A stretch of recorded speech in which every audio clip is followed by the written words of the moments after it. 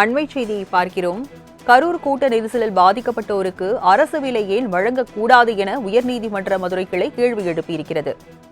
நாம் தமிழர் கட்சி சார்பில் பொதுநல மனு தாக்கலானது செய்யப்பட்ட நிலையில் உயர்நீதிமன்ற மதுரை கிளையில் விசாரணைக்கு வந்த நிலையில் கரூர் கூட்ட நெரிசலில் பாதிக்கப்பட்டோருக்கு அரசு வேலை ஏன் வழங்கக்கூடாது என்று உயர்நீதிமன்ற மதுரை கிளை கேள்வி எழுப்பியிருக்கிறது. அது தொடர்பான அண்மை செய்தியை பார்த்துக் கொண்டிருக்கிறோம்.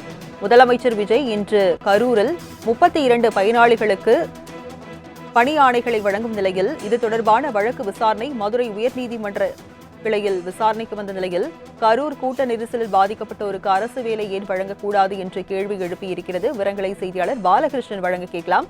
பாலகிருஷ்ணன், உயர்நீதிமன்ற மதுரை கிளை என்ன தெரிவித்திருக்கிறது? விவரங்கள் என்ன? வணக்கம் ராஜலட்சுமி.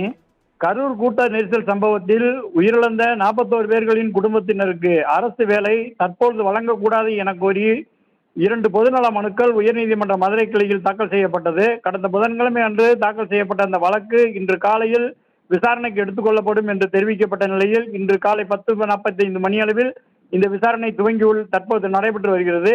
நாம் தமிழர் கட்சியைச் சேர்ந்த தீரன் திருமுருகன், மனிதநேய ஜனநாயக கட்சியின் மாநில நிர்வாகி சீனி அகமது தாக்கல் செய்த மனுக்கள் இன்று விசாரணைக்கு வந்தது. இன்று மதியம் 12:30 மணியளவில் கரூரில் நடைபெறும் விழாவில் கரூரில் பொதுக்கூட்ட நெரிசலில் உயிரிழந்த 41 பேரின் குடும்பத்தினருக்கு அரசு வேலை வழங்கும் விழாவில் பங்கேற்று முதல்வர் உத்தரவுகளை வழங்க உள்ளார். இந்த நிலையில் இந்த வழக்குகள் இன்று காலையில் நீதிபதிகள் ஜெகதீஷ் சந்திரா, பூர்ணிமா அமர்வில் விசாரணைக்கு வந்தது.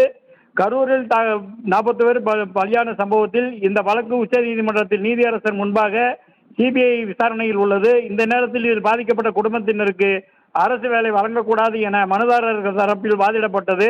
அப்பொழுது நீதிபதிகள் ஜெகதீஷ் சந்திரா, பூர்ணிமா அமர்வு விசாரணையில் தற்பொழுது இன்று பணி நியமன வழங்க வழியில் வழக்கு தாக்கல் செய்யப்பட்டுள்ளது. ஆனால் இதற்கு பொருளாதார உதவிகள் இதில் பாதிக்கப்பட்டவர்களுக்கு தேவைதானே? அரசு வழங்கும் விழாவில் இதுபோன்ற உதவிகள் வழங்குவதால் என்ன தவறு என நீதிபதிகள் கேள்வி எழுப்பினர். தொடர்ந்து இந்த விசாரணை நடைபெற்று வருகிறது. ராஜலட்சுமி, விவரங்களை வழங்கியதற்கு நன்றி பாலகிருஷ்ணன்.